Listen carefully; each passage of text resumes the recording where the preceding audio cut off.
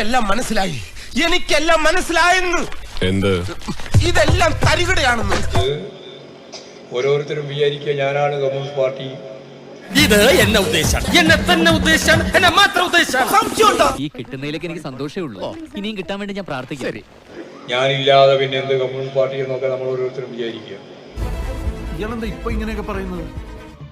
ഒടുവിൽ കുറ്റസമ്മതം നടത്തി അല്ലേ? നാലിക്കാന്റെ അവസ്ഥ കാണുമ്പോ പണ്ട് ഞാൻ സ്കൂളിൽ അഭിനയിച്ച നാടകത്തിന്റെ പേരെ ഓർമ്മ വരുന്നേ. അതേ നാടകം യോഗ ഇല്ലേ അമ്മണിയെ പായായിട്ട് മടക്കിയാള്. നല്ല പേരാ.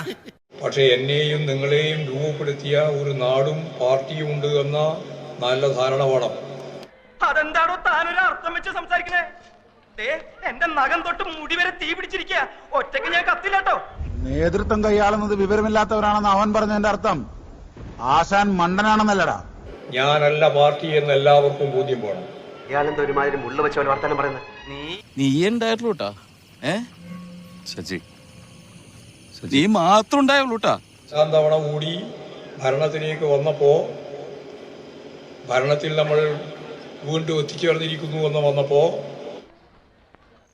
കള്ളപ്പന്നി.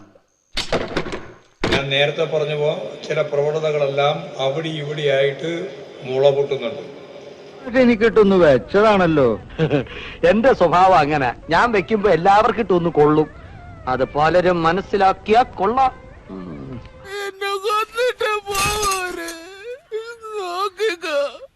നിനക്ക് ഗുരു കൊണ്ട് പോകൂടാ.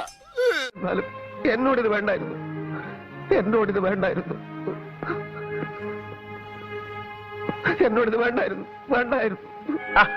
പോട്ടെ സാധേ കേട്ടാ. വീട്ടുകളാ ബോട്ടിയില്ലാത്ത അവൻ എന്തെങ്കിലും പറഞ്ഞെന്ന് പറഞ്ഞ് വിവരമില്ലാത്ത നിങ്ങളല്ലേ അത് ക്ഷമിക്കേണ്ടത്.